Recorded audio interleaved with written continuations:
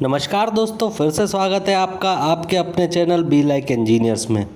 दोस्तों, आज का जो वीडियो है ये कुछ अलग होने वाला है और साथ ही साथ बहुत ज़्यादा इम्पोर्टेंट होने वाला है, क्योंकि इस वीडियो में मैं आपको घर बनाने से रिलेटेड 10 जो इम्पोर्टेंट गलतियां लोग करते हैं वो बताने वाला हूं, या यह कह लीजिए कि 10 बहुत ही इम्पोर्टेंट टिप्स देने वाला हूं जो आपको अपना घर बनाते टाइम फॉलो करना ही चाहिए, जिससे कि आपको बाद में ना पछताना पड़े।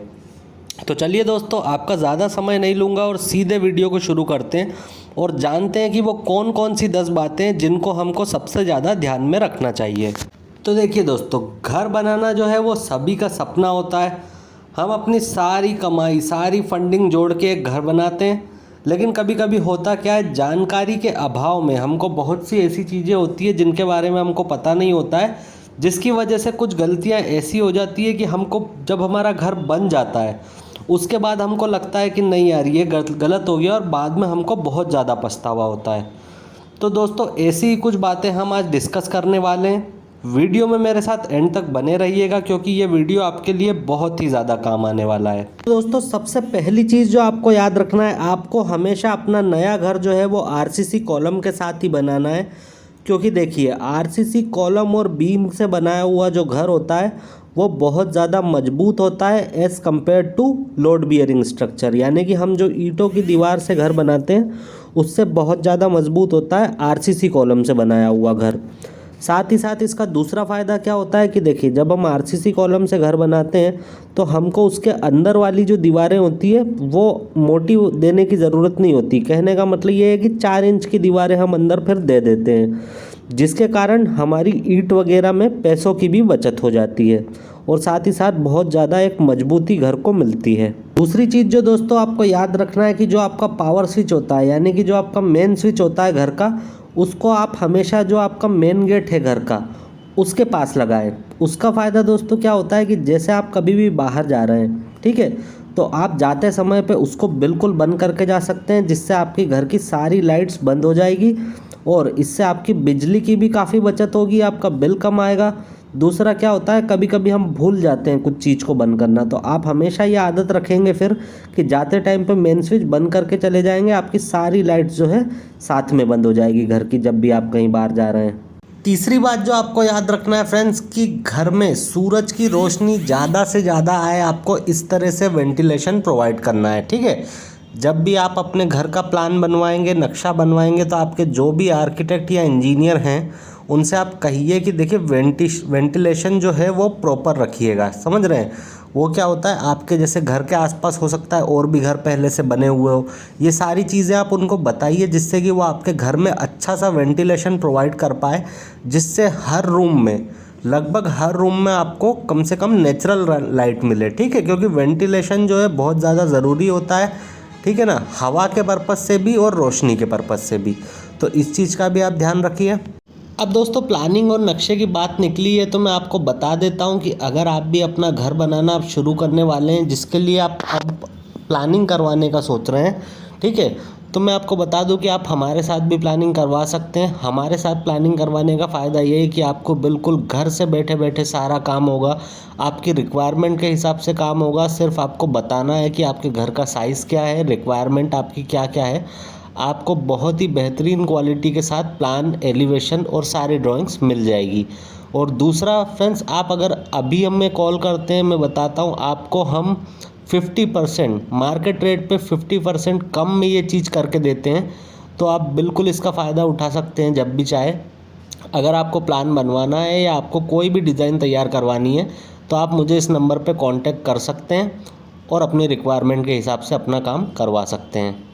नेक्स्ट जो फ्रेंड्स 4th पॉइंट आता है हमारा, कि आप जो भी छत पे अपनी दीवार बनाएंगे, यानी कि पैराफिट वॉल जब भी आप बनवाएंगे तो उस पर आपको स्टोन कोपिंग ज़रूर करवाना है। देखिए, आपको इमेज में एक दीवार नज़र आ रही है जिस पे ऊपर पत्थर लगा रखा है, ठीक है। तो इस तरह से आपको स्टोन कोपिंग ज़रूर करवाना है, क्योंकि क्या होता है, जब दीवार ऊपर से अगर आपकी खुली है तो वो ख़राब जल्दी होती है, क्योंकि जो भी बारिश वगैरह जो भी होगी वो धीरे धीरे उसके सीधा अंदर जाती है। तो इसलिए आपको उस पर स्टोन कोपिंग ज़रूर करवाना है, और स्टोन कोपिंग को हो सके तो हल्का सा आप जिधर की तरफ आपका मतलब जिधर आप पानी निकालना चाहते हैं उस तरफ बिल्कुल हल्का सा उस पर स्लोप दे के करवाइए। तो दोस्तों ये भी बहुत ज़रूरी बात है और ये भी आपको बिल्कुल ध्यान रखना है अपने घर का काम करवाते वक्त।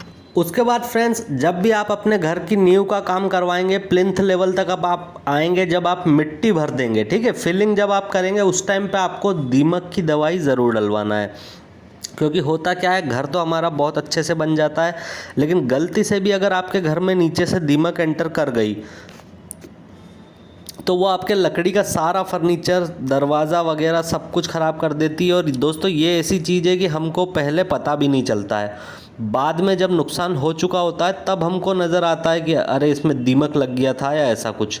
तो दोस्तों आपको दीमक की दवाई ज़रूर डलवाना है, ठीक है। और क्या कहते हैं इसको, तो इसको बोलते हैं friends ATT, anti termite treatment, ठीक है। तो आपको एंटी टर्माइट ट्रीटमेंट ज़रूर करवाना है अपने घर में, जिससे कि आपका जो भी वहाँ पे वुडन वर्क जो भी है या वुडन के जो भी आइटम्स हैं उसको दीमक से आप बचा सकें।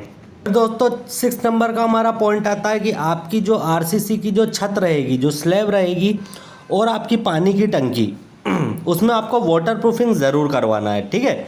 नहीं तो क्या होगा कि अगर मान लीजिए आपकी RCC की छत में गलती से भी लीकेज रह गया तो वो धीरे धीरे आपकी दीवारों में उतरेगा, जिससे आपका स्टील भी ख़राब होगा। एक तो छत के सरिये में से होके गुजरेगा पानी तो वो सड़ने लगेगा। दूसरा वो आपके दीवारों में जाएगा तो आपके डैम्पनेस आएगी, घर में सीलन आएगी, जिससे आपका प्लास्टर भी उखड़ के गिर सकता है। उसके बाद अगर पानी की टंकी में भी अगर ये होता है तो भी सेम चीज़ है, फिर आपका पानी लीक होता रहेगा और वो धीरे धीरे आपकी दीवारों में ही आएगा। तो आपको बिल्कुल ध्यान से अपने घर की छत में वाटर प्रूफिंग ज़रूर करवाना है। उसके बाद दोस्तों जब आपकी नल की फिटिंग पूरी हो जाएगी घर में, तो आपको आपकी टंकी में पानी भर के सारी लाइन एक बार चालू करके देख लेना है कि कहीं पे लाइन में कहीं पे लीकेज तो नहीं है। क्योंकि देखिए अगर टंकी में लीकेज रहा तो वो आपकी छत पे पानी जमा होगा, जिससे आपके नीचे अंदर घर की में सीलन आ सकती है, डैम्पनेस आ सकती है और आपका प्लास्टर और पेंट खराब हो सकता है। अगर आपकी लाइन में भी कहीं लीकेज है तो देखिए वो पाइप में से भी पानी निकलते निकलते धीरे धीरे आपको दीवार में दिखने लगेगा और उससे भी आपको सेम प्रॉब्लम का सामना करना पड़ सकता है। तो आप ध्यान से पूरा एक बार फाइनल होने के बाद लीकेज टेस्ट ज़रूर करें अपने घर की लाइन और अपने घर की पानी की टंकी में। फिर फ्रेंड्स आपको अगली चीज़ जो याद रखना है, आपको दरवाजे की आपकी जो कुंडी होती है, जो लॉक होता है, वो थोड़ा सा इतना ऊपर तो कम से कम आपको रखना है कि बहुत ज़्यादा जो छोटे बच्चे हैं उनकी पहुँच से वो दूर रहे। क्योंकि होता क्या है, वो खेल खेल में गलती से कभी अगर दरवाज़ा लॉक कर लेते हैं, और ऐसा हुआ भी है। अब वो दरवाज़ा लॉक कर लेते हैं, उनको पता नहीं होता खुलेगा कैसे, इसकी वजह से फिर हमको बाद में बहुत ज़्यादा प्रॉब्लम का सामना उठाना पड़ सकता है। तो दोस्तों इस वजह से आपको थोड़ा सा इनको ऊपर रखना है, ठीक है। जो थोड़े बड़े बच्चे हैं उनको फिर भी उनकी हाइट के बराबर हो कोई प्रॉब्लम नहीं होता, लेकिन जो बहुत ज़्यादा छोटे बच्चे हैं वो इससे मतलब इसको ना छू पाएँ, आपको इतनी हाइट पे कम से कम इसको रखना है। इसके बाद दोस्तों 9th पॉइंट हमारा आता है कि आपको जो है सीढ़ियों पे कभी भी टाइल नहीं लगाना है, ठीक है। मैंने बहुत सी जगह देखा है लोग सीढ़ियों पे भी टाइल लगा देते हैं। अब क्यों नहीं लगाना है, उसका रीज़न क्या है, देखिए टाइल के जो किनारे होती है, जो कोने होते हैं वो तीखे होते हैं, ठीक है। और जैसे हम मार्बल या जो ग्रेनाइट है उसके कोने को हम मोल्डिंग करके उसको घिस के हम गोल कर देते हैं, लेकिन इसके कोनों को हम ऐसा नहीं कर सकते, टूट जाएगी। तो जिसकी वजह से क्या होता है, एक तो आपको चढ़ते टाइम पे उससे चोट लगने का भी खतरा होता है। दूसरा वो तीखे कोने जो होते हैं वो जल्दी घिस घिस के वो टूटते टूटते टूटते आपकी टाइल ख़राब होने लगती है। तो इस वजह से आपको सीढ़ियों पे कभी भी टाइल नहीं लगाना चाहिए। फिर दोस्तों हमारा आज का 10th और लास्ट पॉइंट की जो प्लिंथ लेवल होता है, ठीक है, जिसको कुर्सी हाइट भी बोलते हैं कहीं कहीं पे। तो दोस्तों वैसे तो क्या होता है कि सब अपने रिक्वायरमेंट के हिसाब से अलग अलग रखते हैं, लेकिन मेरा सजेशन यही रहेगा कि जो आपका एग्जिस्टिंग रोड लेवल है, ठीक है, जो अभी आपके घर के सामने रोड लेवल है, उससे आप प्लिंथ लेवल को कम से कम 3 फीट रखिए, ठीक है। इससे ज़्यादा रखते हैं तो बहुत अजीब हो जाता है, इसलिए कम से कम लेकिन 3 फीट रखिए। क्योंकि क्या होता है फ्रेंड्स, रोड जो होती है वो हर 5-6 साल में एक बार उसका काम होता है, और जब भी रोड बनेगी, ठीक है, जब भी रोड बनेगी तो वो आप देखिए 8 से 10 इंच ऊपर उठ जाती है। इस वजह से आपको थोड़ा सा अपना जो प्लिंथ लेवल है वो 3 फीट के आसपास कम से कम लेके चलना ही चाहिए। तो दोस्तों ये था हमारा आज का वीडियो, जिसमें मैंने आपको बताया 10 सबसे इम्पोर्टेंट टिप्स कह लीजिए, या ये कह लीजिए कि ये 10 गलतियाँ ज़्यादातर लोग इन चीज़ों को इग्नोर कर ही देते हैं। लेकिन मुझे उम्मीद है कि अब इस वीडियो को देखने के बाद आप अपना घर बनाते समय पे इन चीज़ों का ध्यान रखेंगे। तो फ्रेंड्स, वीडियो कैसी लगी है मुझको कमेंट करके ज़रूर बताइएगा। अगर आपको वीडियो पसंद आई है, वीडियो को लाइक कीजिए, अपने दोस्तों के साथ शेयर कीजिए, साथ ही साथ इस चैनल को सब्सक्राइब करके बेल बटन को ऑन कर लीजिए, जिससे कि जब भी मैं कोई इंपॉर्टेंट वीडियो आपके लिए लेके आऊँगा तो उसका नोटिफिकेशन सबसे पहले आप तक पहुँच जाए। चलिए दोस्तों, आज के वीडियो में इतना ही। मिलूँगा अगले वीडियो में एक और नई बेहतर जानकारी के साथ। तब तक के लिए विदा लेना चाहूँगा। जय हिंद, धन्यवाद।